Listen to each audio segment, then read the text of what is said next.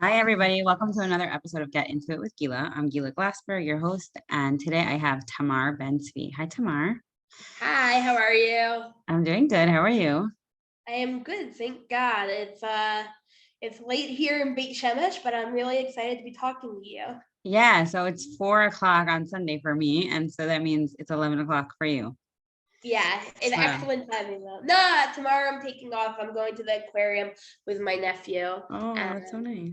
yeah, he's my everything. So Oh, that's so I nice. told my sister, I said, okay, like whenever she needs me, I'm around. So That's so nice. That's so nice. Okay, thanks for coming on. And again, thank you for coming on so late. So just let's start with tell the listeners a little bit about yourself. Where do you live and what do you do? yeah, so my name is Tamar Ben Tzvi. I work in social media. I've been working in social media for about since 2018. Like my first job in social media was 2018. I graduated Stern College in 2015. Um, I'm originally from Philadelphia, but I moved a bunch of times, and I lived in Cherry Hill half my life, and then West Orange half my life in New Jersey, Cherry Hill, New Jersey, West Orange, New Jersey. And now I live in Ramat Beit Shemesh after moving 10 times in my first year in Israel. Wow. 10 And times for then, real? yeah. Wow. Okay. Yeah. And then like the last time was when I moved in with my husband. Like we got married, we moved into Givat Mordechai. I met my husband in Israel. We moved into Givat Mordechai, which is in Jerusalem. Then after Givat Mordechai, we moved to Ramat Shiloh in Ramat Beit Shemesh, and now we live in Mishkafayim in Ramat Beit Shemesh. Oh, wow. So we've been in Wow. Ramat Beit Shemesh for 5 years and married for 6 years. Oh, very nice. That's so nice. Okay, so what do you mean when you say that you work for social media, like your own personal account or other people's No, so accounts? I work for a company called Social. It's called Mhm. Social Media. It is a social media agency. It's really great. It's from home. And yeah, I like work on a bunch of different clients. I do community management, which is Facebook, Instagram, Twitter, LinkedIn, basically like managing the notifications. And then on the side, I have a platform called Tales of Tamar, which is over, thank God it's grown. I have over 7,000 community members of Tales of Tomorrow. I hate saying followers, so I'm going to say community members. I like that. And yeah, it's a really big growing platform where I talk about really like, it's about my fertility journey. It's about my my whole experience in terms of healthy living and trying to like live a healthier lifestyle, and then also just in terms of really giving people hope. I think everyone struggles with something, and giving people hope in these tough times, no matter what you're struggling with, is super important to me. So when did you start your private social media account? July 2020. So that's 2 years ago, and Yeah. it's really grown. Wow. Yeah, thank God. Thank Yeah. God. It's something that is very much my baby. Hmm. I love it. I work hard on it, and I started July 2nd, 2020, when I was kind of in a very bad spot in terms of fertility, because the week of Corona, we were about to start treatment. We were about to go on letrozole. They actually brought on my period, like to like start me on letrozole, but then Corona hit, so I had to get a fake period and not go on treatment. And so then I went back May 26th, and this is actually interesting for you, but I went back May 26th, and they said you're too heavy to get pregnant now, and I was like, in March 2020 I wasn't, so why is it changing now? And they were like, oh well, the protocols changed because of Corona. You Oh, have wow. to, yeah, you have to like lose weight, you have to get you have to like lose weight, do all this, and then we'll figure out your treatment. So like I was supposed to start March 2020, and then they put me on pause and made me do like a million things, and it was really, really hard. It's hard to lose weight. For most people, like it's just like it's not easy. For me, it's hard. I have hypothyroidism, congenital hypothyroidism, and diabetes, and it's just not been easy. And then I basically finally was able to start treatment February or March 2021. So I had to wait an entire year to start treatment because of that. Oh my gosh. Okay. So let's go all the way back to like we're as far back, I guess, as you could remember when it comes to like your journey with your body. Were you put on a diet as a kid? Were you always, you said you had a diagnosis. Were you like, what were people talking about your weight or your eating since you were a little kid? Yeah, I don't remember the first time I went on a diet. I was too young to remember the first time I went on a diet. I went on, I remember doing Atkins with my mom when I was like really, really young. I was like 100 pounds by the time I was in fourth grade. And I just remember like never being, like being bigger than all my friends, being one of the first ones out of, the car seat because I was heavier. And there was like a lot of things, I remember I just was always heavy. And then I think, my dad passed away when I was 8 years old.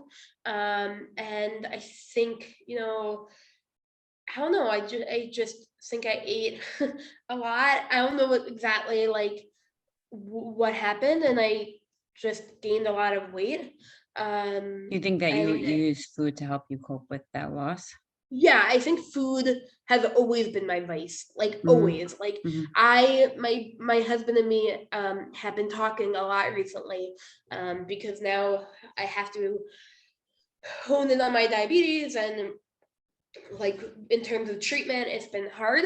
And we've been talking about it, and he's always been like, very, very healthy. It's not even in terms of like skinny, heavy, whatever. He's been very healthy. Like he runs, he likes to eat vegetables, like his favorite food is vegetables, like, or salmon. And I'm like, that is so not me. But I'm like, I like to eat, and he doesn't get that my biggest vice is like food is, for me, he's like, I don't understand. You can do shots all the time, but like when it comes to food, like, why is it so hard for you? And I'm like, food is the hardest thing for me to like not to work with, and to figure out how to live a healthy lifestyle in, with my relationship with food. It's just always been the hardest thing. So what was help like, oh, sorry, what has been helpful for you? Like we were talking a little bit before we started recording that you're familiar with intuitive eating, but was there like a switch for you when you learned about intuitive eating that it's like, oh, the restriction has been leading to the binging, or like what's been a change for you? Yeah, I mean, I think that for me, it's always been, I've really been on so many diets throughout my life. And one of the things I've always dealt with is that like, and one of the things I'm dealing with right now is that I'm a closet eater. Like when I was in high school, I used to be like such a closet eater. Like my mom would be like, "Oh, what do you eat for dinner tonight?" Like I'd go out for dinner. She'd be like, "Oh, what do you eat for dinner?" I went with like chicken, and my brother's like, "You mean poppers and French fries?" Like I think for me, it's always So you're been like this. sneak eating, like you wanted your mom's approval of your eating. Yeah, like not even that, but I didn't want to get in trouble for Oh, okay, eating got it. Got bad it. bad food, Right, like right. quote unquote, like meaning I think that throughout my life there's been like bad food and good Yeah. food. Oh, so there was a lot of food rules in your house. Yeah, it's interesting. I think as I've grown up, my mom has become much more like chilled about it.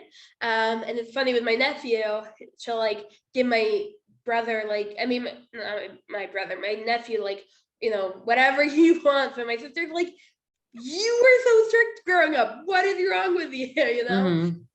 She's like, why are you giving him like ice cream out the wazoo? But no, I felt like, there was a lot of things about rules, and also because I was so heavy, it was like, we talk about it a lot, me and my sister, that like if you're skinnier, you'll be able to get away with a lot more. But when you're heavier and you show that you're heavier, you don't get away with much. So like, Right, right, right. That's a big topic with a lot of my clients, that like they were treated differently than their smaller bodied siblings. So like, let's say their siblings would get ice cream for dessert and they would get an apple, and then that would cause them to like sneak the ice cream later and eat it in the closet and eat like the whole tub and feel a lot of shame and guilt and frustration. Exactly. The other thing is also that my grandfather had diabetes and my uncles had diabetes. So like my mom was always very, very scared of like us having diabetes. And then I got diabetes, and my mom was like, I got diabetes when I was 12 years old. And my mom like freaked out like completely, and she was like, and she just was very, very like careful. I actually joined a program when I was 12 years old called the Healthy Life. I'm pretty sure that's what it was called, the Healthy Life program. It was at the hospital, and it was basically a bunch of heavier kids that were, I was in 7th or 8th grade at the time. It was a bunch of heavier kids that they would talk about nutrition and then work out with us. And it was like a whole, program. And, there's some things that I still do today in terms of that. Like I am a very slow eater. Like I'll eat very, very slowly, or, I don't know, just different things, but like it was very emotionally, that program was very scarring. It's one of like the biggest things that I don't talk about it all the time. I talk about it when I need to, like but it was very, very sad for me that like I had to be in this program. None of my friends knew, and I was like, it felt weird. I felt like I was like, on like a kid's version of like The Biggest Loser. I'd have to go to like weigh-ins, and they'd weigh you in the beginning and measure your BMI, and I'd be like, and then they would be like, oh, you did good this week, or oh, you had to get better, and it's just like not what you want to do as a kid. Like you don't want to. Do you remember like, how long did you do that for? The program I think was like 6 months, something like that. Wow. It was like once a week. Yeah, I learned a lot of stuff. It wasn't like, with after school. I learned a lot of stuff in terms of like, nutrition, and it was helpful in some ways, but I think it definitely hurt a lot more. And it was also something that was like, it was like, just like therapy used to be like hush hush, it was very much like don't tell, you don't have to tell, but like also like shh, don't talk about it, and so like I don't know, like it was all like, oh, okay, like take out the, go through the middle of the bagel and take out the insides, so you don't eat that, or like all these tricks of like ways that you disordered eating. What? Disordered eating. Yeah, like put the salad dressing on the fork so that you don't get too much salad dressing, and like it was very much like bad food, good food. Right. And I think definitely like for me, it was definitely this concept of like not having bad food or good food, but having food at like different times, and that there's food, that food is neutral, and that sometimes it's important to treat yourself, and sometimes it's important, or not even treat yourself, because like, but like sometimes it's important to eat something that is more delicious to you, and sometimes it's more important to eat something that's more nutritious, or figuring out like what exactly it is that like you want at that time. And then also I've also had a lot of issues with texture my entire life. I'm super, super, super sensory, and all of my food has to be very like hard. So for instance, growing up, my mom would be like, oh, okay, like you like, yeah, I'll make cooked vegetables, and like everyone likes cooked vegetables, and like I had to really realize over time, I hate cooked vegetables. I won't eat cooked vegetables. And it's not something that like, as a kid, it was like, oh, what's wrong with me that I don't like cooked vegetables? And as an adult, I'm like, no, like I eat my vegetables, people used to be like, oh, Tamar doesn't eat vegetables. And people still say that. People are like, oh, Tamar eats vegetables. But really it's like, no, I just like specific kinds, and I don't like cooked vegetables. I like raw vegetables. Right. So I guess you're saying, it sounds like you're saying like, it's important to know, like, sometimes you're making a decision based on taste, sometimes based on nutrition, sometimes based on convenience. But like, there's like an intention around that. And that's what intuitive eating is about. That Yeah. when you make a food choice, it's not just based on nutrition. It's not just based on taste. It's not just based on convenience. It's really about all those things and seeing, like, Great. what makes you feel best. I also think it's interesting. We go to a financial planner in terms of our finances, and he always says that money is, sometimes we make choices from like emotions, and sometimes we make choices because of, like, you know, being like financially savvy, right? Like Mhm, sometimes you make it from your brain, and sometimes you make it from your heart, mhm, And I think it's also in terms of like food, like sometimes, okay, like sometimes you have to like sometimes it's like, oh, okay, well, this is very nutritious, so I'm for sure gonna eat something like this. And then sometimes you're like, oh wow, like I really like want this, and I think that like obviously you can have nutritious food that's also really tasty, and you mhm. can have, but I'm just saying, like, I think that there's these two aspects of food. It's like food isn't just like, okay, I'm always going to sync with my brain. And I Right. think that often people forget about the emotional aspects and the connectedness to food that really comes with it. Like for me, you know, I have a lot of emotional baggage when it comes to food, and a lot of emotional connection to food. And that's something that's like really important to me in my emotional life, where like my husband is like only thinking about his brain when it comes to food. And like I don't even like going to restaurants with him, because he like, when he goes to a restaurant, it's like, okay, I'm gonna get a salad, and I'm gonna get, like just a salad with maybe some chicken, and like that's it. And Mhm, I'm like, can we just like enjoy our like time and like our food, and like let's get a milkshake, or let's get like, French fries and poppers and mhm. whatever. And like it's just always been this like difference of like, okay, like I really connect to food emotionally, and I had to work harder to connect with it with my brain. Um, but I think that is a place for both your brain and your heart when it comes to food. If Right. that makes sense. Yeah, I want to say something to go back a little bit to the program that you were in as a kid. People a lot of times will say to me like, "Oh, I think it's really important that like the schools have like nutrition programs, or we're teaching kids more a little bit more about nutrition." And I'm not against that at all. But I think what you said is a really like good point, that you said like it might have helped you. Like, let's say it helped you, like it taught you, like let's say it helped you 10%, but like 90% it harmed you. I think that that's what I usually tell like moms or schools when they call me, like we have to think about the bigger picture. So like I want my kids to know about nutrition. I want to teach other kids about nutrition, but it has to be dealt with very neutrally, like you're saying, like no good foods, no bad foods, looking at the bigger picture of food, because if it's going to harm them 90%, what's the point, So we have to really know what we're like, what the point is. Yeah, and it was also like embarrassing, like it would always be embarrassing, and it would be like, okay, like everyone else at the party can have like, a full bagel, and I'd have to like be there like, Right. chopping out my insides of my bagel, and I'm like, Right. why can't I just, and I think that in some ways it gave me a ton of education. I always say in terms of like eating a healthy lifestyle, I have a ton of education. I know exactly what I have to do in order to like be nutritionally healthy, quote unquote, right?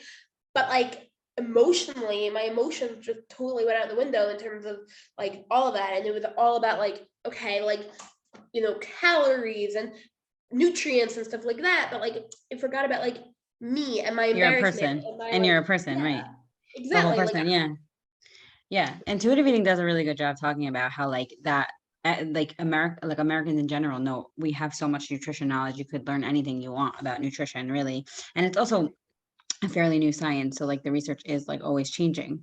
Like a few years ago it was like eggs are terrible, and now we're saying eggs are good, right? A few years ago it was like low fat was the fad. Now it's like low carb. So um right, in for terms of sure. that, like it's really not so much about nutrition knowledge. And that's why the intuitive eating approach is like very dynamic. It's like understanding the full person, and they're like it sounds like your husband doesn't have emotional baggage when it comes to food. So for him it's like, what's on the menu, what would feel best in my body. But for people who like our hunger fullness cues have been messed with, and our satiety cues, and like knowing like what feels good in our body and feeling at war with certain foods. It's like when we make a food decision, it's like so loaded, you know?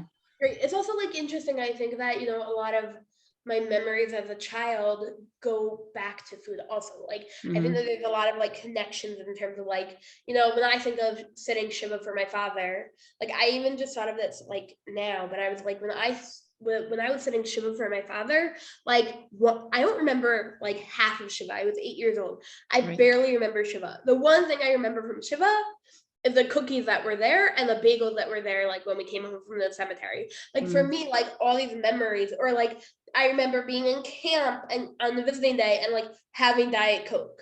Like for me, it's like a lot of these memories of like my childhood was so, difficult, and like I really did have a hard childhood. And so it's interesting to like remember that like all my memories are really connected to like what we ate and what we, and not like I remember like a little bit more, but like the food is what sticks out of my head the most. It's Right. It actually makes a lot of sense because like you said before, like food is your vice. And I think it's important for me to like almost like help you reframe that and like for people to hear, because like the intuitive eating model and research shows that like food is not something that like you could be addicted to, like let's say like drugs or like alcohol, right? Because number one, we need food to live, so you can't like just take food out of your eating. And number two, like they kind of explained it that like your brain lights up when you eat food, like the same way that your brain lights up when you like hear good music. So could you say that somebody's like addicted to music, right? Like chemically. So I think it's like I don't want to say like so much like it's a vice more than like more like a coping strategy, or like almost like a beautiful thing. Like you might have to learn how to temper it so that you have other coping skills, but it just makes sense that like if you went through a really painful childhood and like the one thing that gave you comfort was like those cookies or the bagel or the Diet Coke or whatever, that makes sense that it wouldn't just give you like a little bit of comfort, it would give you like a huge sense of comfort.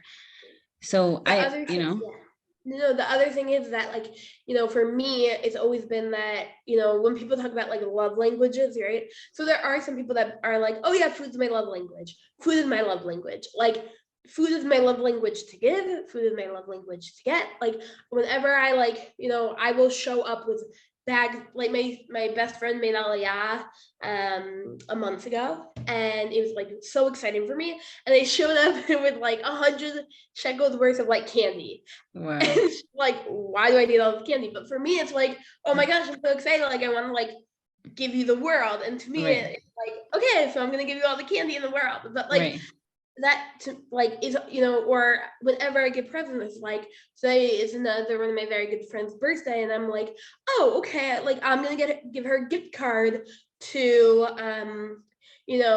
an ice cream store. Like that was what like I was thinking, like I'm like, oh, that would be such a good present. Like all my presents and all my gifts and all my whatever, like spending time with people is always like, oh okay. Like I'm also not into, I was actually a home organizer right before Corona. And I very, very much like love organization. I love like, organizing everything. And one of the things that is very like, I'm a minimalist, right? So being a minimalist, I don't like gifts. Like I'm not a gift person at all. But the thing about food is that like you don't have to have it like lying around your house. You can just eat it and it feels good, and then you remember it, and then you move on. So like I've always spent my money on food and not like makeup and clothes or whatever. Like it was just, That's so interesting. That's really, really interesting. So it just, right, like I say that a lot to clients. Like sometimes food is just like the makes sense that it's like your go-to thing because like you have to eat every day. And like also like I just feel like in general Jews don't have so much entertainment. So it's like food is like a form of entertainment, you know? Yeah, no, for sure. I mean, it's like that's what you do when you see friends, you go out to eat, you go out for ice cream, you go out, like if you want to like spend a little bit of money, you go for ice cream. If you want to spend a lot of money, you go for a nice meat dinner, like that's that's what you do. But yeah, I mean, even also like it's interesting. I went to school so I grew up I was born in Philly. I moved to Brookline, Massachusetts. I lived in Cherry Hill, New Jersey. So I was always like an out of towner kind of.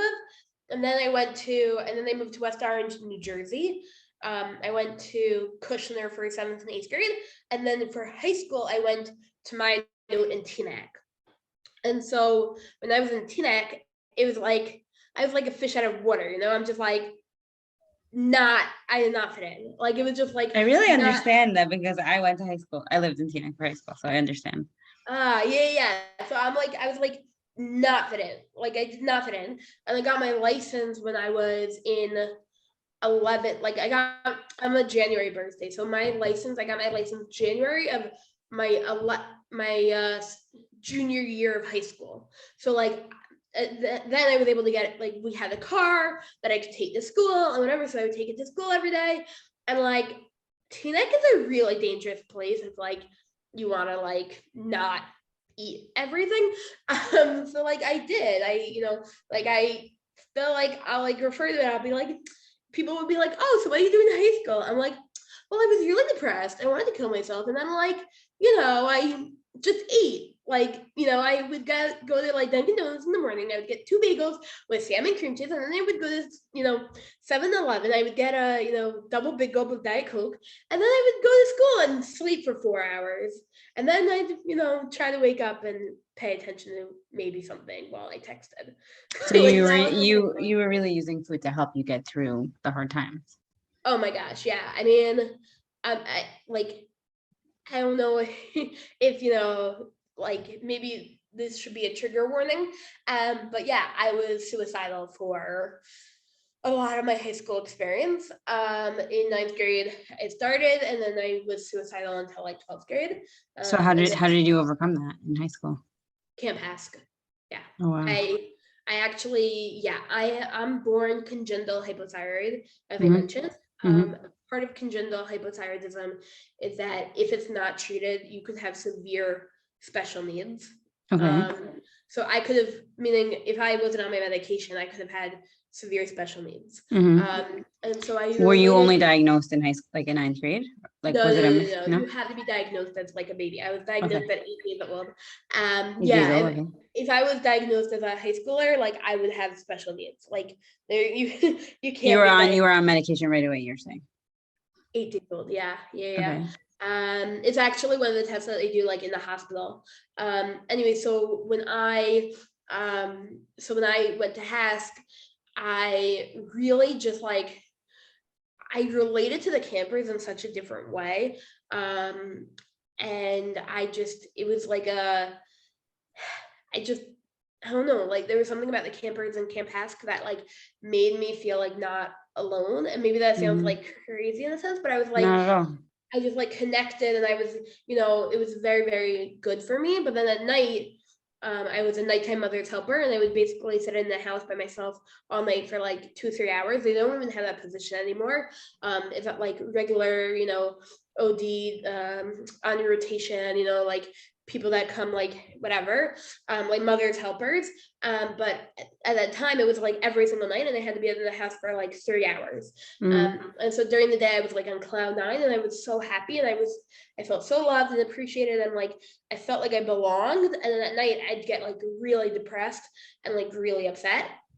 And I was actually kicked out for 4 days of Hask, and those 4 days like saved my entire life, because it would either look at the days and be like, go with the days and get all the joy that Camp has to offer during the day, or go at night, go for the nights and be depressed. So it was either like, go to your happy place during the day or go to your sad place and be depressed. And I'm like, I'm going to go to my happy place. And so I went to my happy place, and I realized that like, okay, like, I had to fight these demons of like depression, but there is good in this world, and like, let me look for the good and like take advantage of all of that.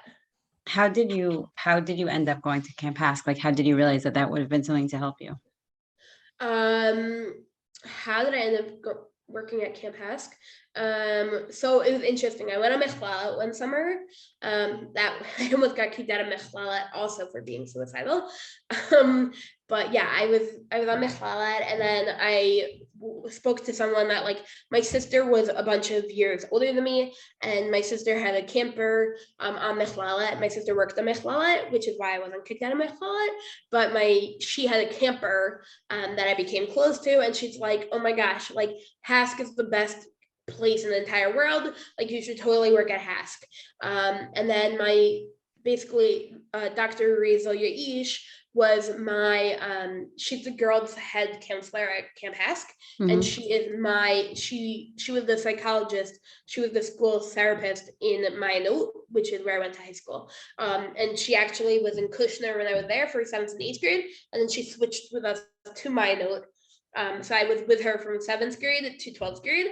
And so she spoke about it, and I like, yeah, I just realized like that's where I want to go. So I'm like, okay, I guess I'm gonna go to Hask.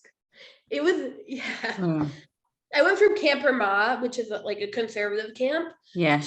I went from Camp Ramah to Camp Seg, which no longer exists, but it was a all girls learning program, to Mechlalet, which was another all girls learning program, to Camp Hask. Right. Wow. Yeah. You've just been into a lot of different places. So, but how did the suicidal thoughts, did they like resolve themselves? Did you, or was that like through medication, psychiatry?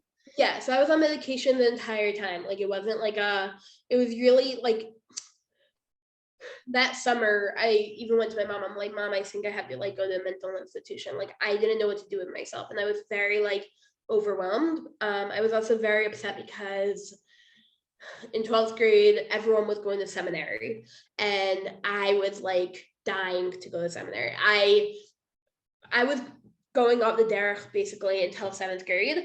And then when I went to Kushner, I like started to become close to my rebellion. And then I basically became like religious, and I made myself religious.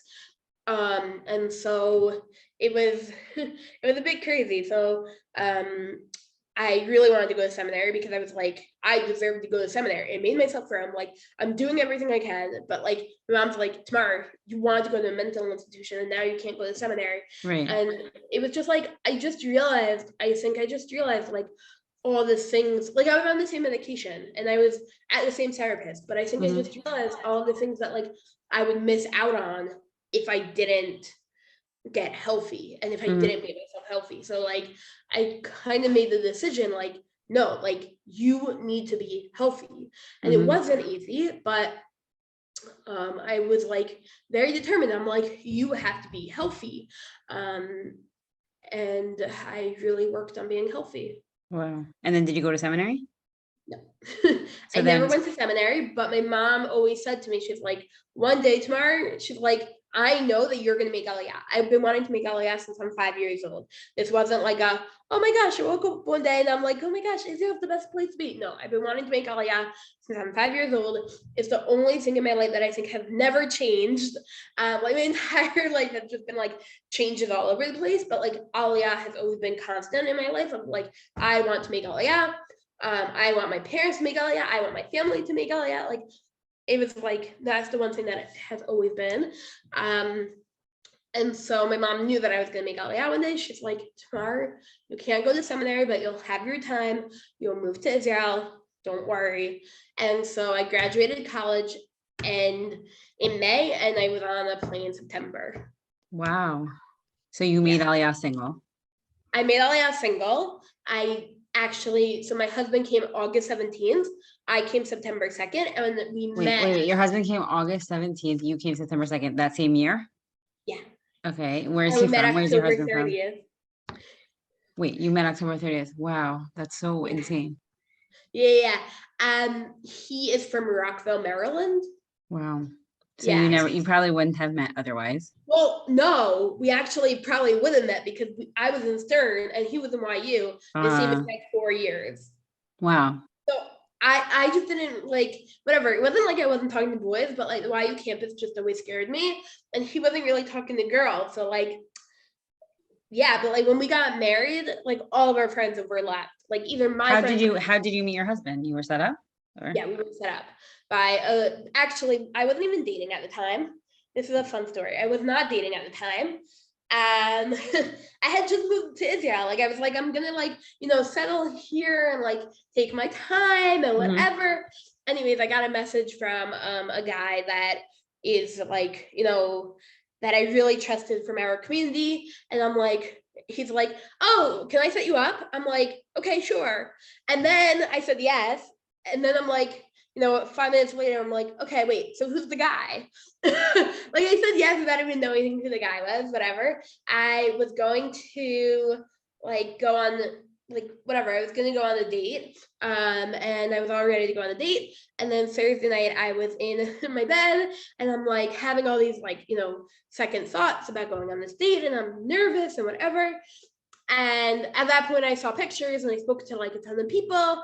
I had like a week to like ruminate. So I was really like ruminating and I saw a video of him and he's so funny. So he basically made a video when he was in Torah Shiraga of him being every single character in the Purim story. So he was Vashti and Esther and Mordechai and Haman, like he was everything. And I'm like, oh my God, this guy's so weird. Like, what is wrong with him? But like, it was like the best video ever. Unfortunately, it's not on YouTube anymore, but it was like the best video. Anyway, so I'm like, shoot, I don't know what to do. I messaged this guy who knew him. He's like, yeah, don't go out with him. Like, you guys would not be a good match. He's like, he's great, but like, you guys wouldn't be a good match. Even though everyone else that week was like, yeah, you guys are so perfect for each other. Go out with him, like, whatever. Anyways, it was 11 p.m. So I'm like, what am I supposed to do? I'm not gonna like, not go out with him. Like I can't say no now. So I was late to the date.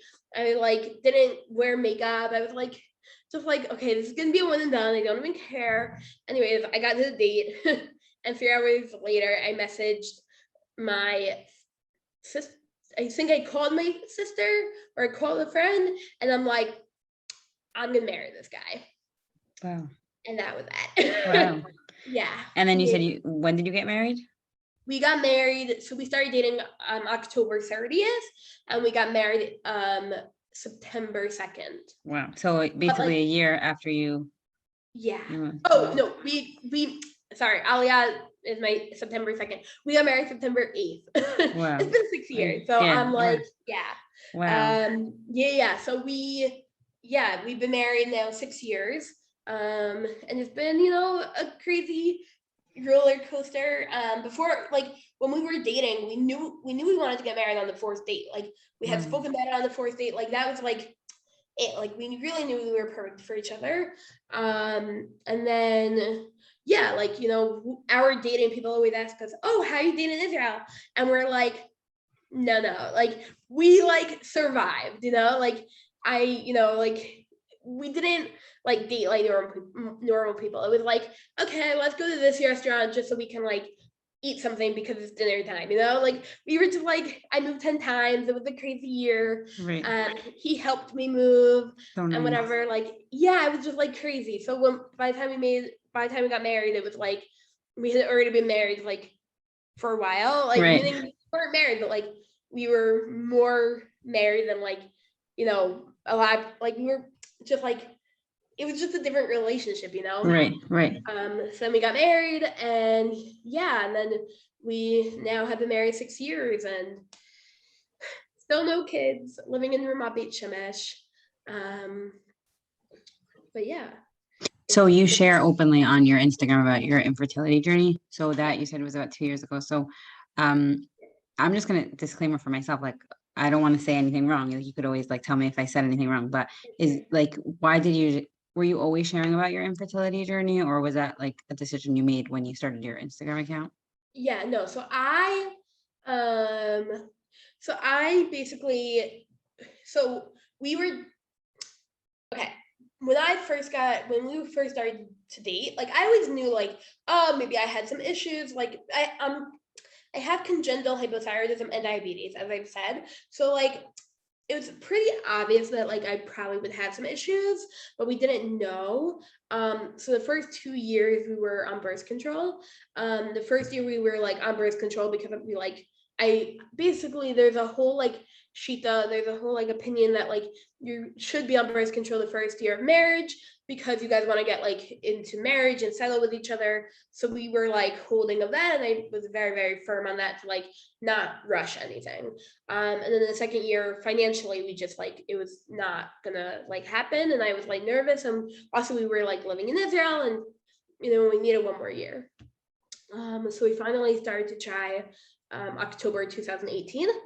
And after 3 months, we basically went to the doctor and was like, something's up. At that point, we hadn't like shared yet. We had shared with some friends, some family, whatever, but like we hadn't like shared. But we were very, very lonely in our community. I had no like friends in my community where I was.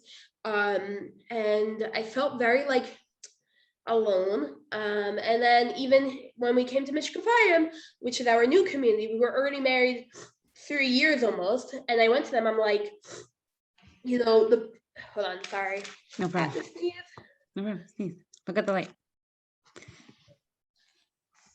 Oh, my nose has been.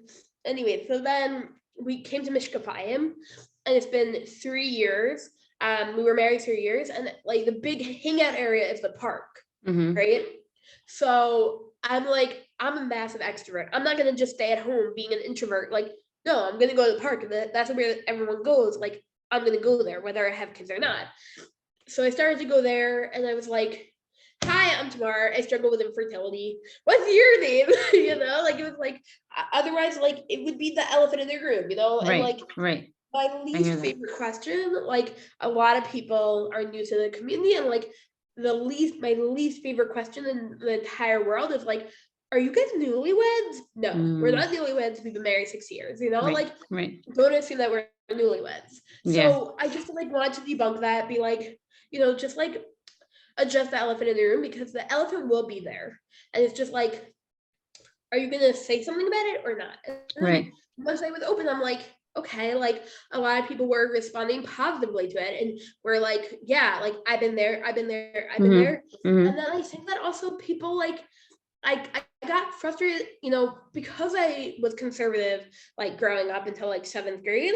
I went to Schechter and Camp Ramah and all of that. Like I missed the atmosphere of like, I felt like people in the Orthodox world, and I'm not trying to bash the Orthodox world, but I felt like people in the Orthodox world were much more closed. Right. And I missed that like openness of the conservative world. And I'm like, I'm just going to go for it and be open. And so I did. And I'm like, you know what? I'm just going to do it. And I became open. And listen, there's some things that obviously I won't share. It's not like I'm, sharing like every single detail that ever happened to us and whatever, but like, I want people to know, like, and it's not just like, a lot of people will share afterwards, be like, oh yeah, I struggled with infertility, but like, we are literally in the process of struggling. We have been struggling now for 4 years.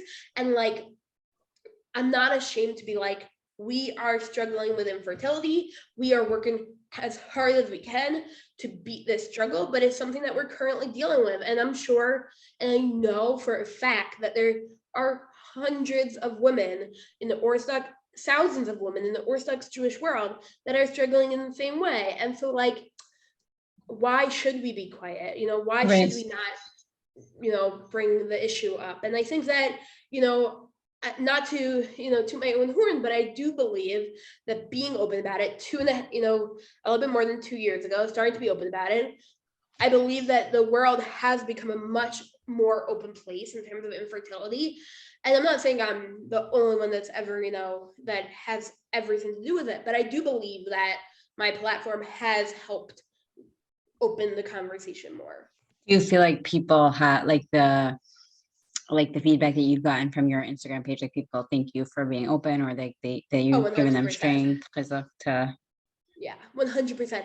And there are people that have struggled, just people that are struggling in ways that I can't even imagine. Like, and they're, like people that have severe male factor, people that like have, like are going through surrogacy, or people that, are in the adoption process, or people that like, people that I don't know, there's just like so many different stories, and it's not like it's endless. The amount of miscarriages I hear about, like, like I always say, I'm like, yeah, like if a person never had a miscarriage, like to me, it's just like not, the norm. Like the norm is to have a miscarriage. Like Mm. I've seen time and time again that like almost every single woman has had a miscarriage. It's not like, and I think that realizing that and also being able to like talk to, my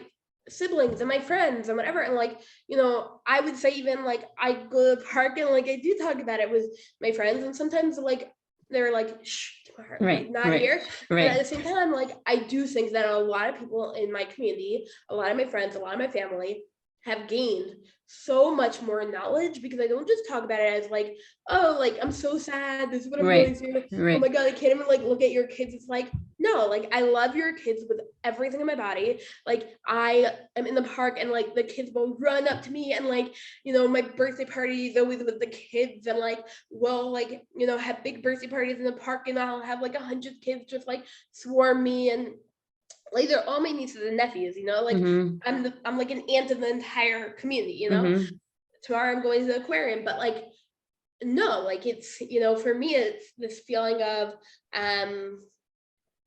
yeah, like I also believe in educating and I believe in showing, telling people stories of, craziness. And I don't know everyone's story. I definitely don't know everyone's story, but I do know a lot of people's stories. I know people that have had I know way too many people that have had stillborns, just because Mm-hmm. I am open and I am sharing, and people just reach out with like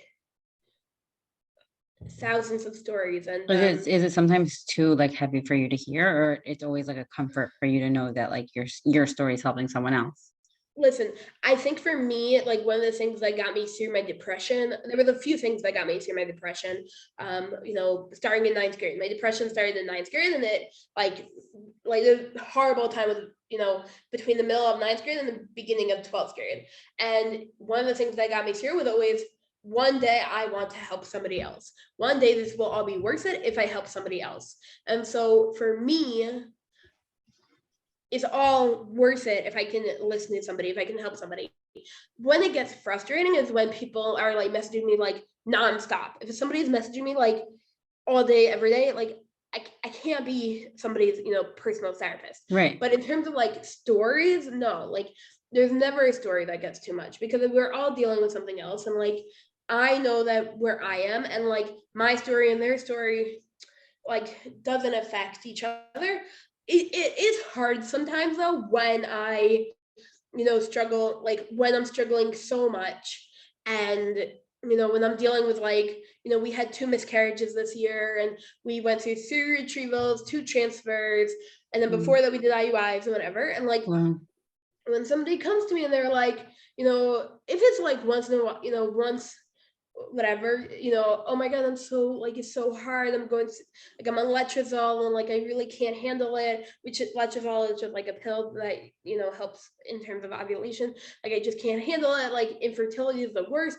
Like I can handle that once, but if Mm. somebody's coming to me day after day after day, which I've had, like, and are like, oh my God, I'm going to give up because I'm on letrozole and whatever. Like that for me is like, Find a girl, therapist.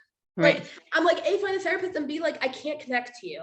Like Right. it's so hard for me to connect because like I'm just like light years like Mm. ahead of like in terms of my treatment. And like for me, I'm just like, I can't, like I wouldn't complain to you 24/7, and like we're just not It in the kind of like same. pulls you down in your journey. Yeah, Yeah. yeah. And it's like it's not even pulls me down, but it's like, not to play the comparison game, but I'm just like, I can't, like my struggle is so crazy, like how I can't give you that the empathy that you're looking for. You know what I'm Right. saying? Yeah, yeah, totally. Because it's too hard. But yeah, no, I definitely, I wake up sometimes in the morning to like 19 DMs, like on a normal morning, I'll wake up to like 19 DMs of people like either reaching out and saying thank you or reaching out and responding to the conversations. Like we also have a lot of taboo topic